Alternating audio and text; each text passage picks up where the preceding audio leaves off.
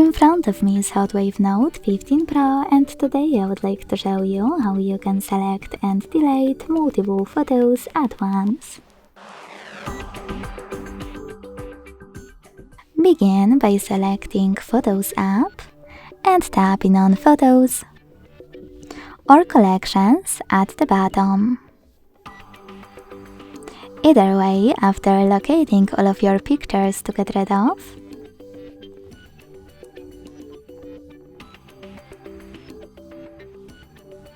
hold one of them and use those icons at the top right corners to select multiple right away.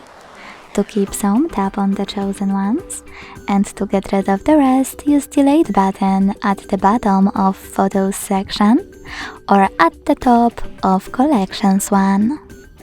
Then hit Got It and move to Trash. Thanks so much for watching. If you enjoyed this video, leave a like, comment and subscribe. Bye!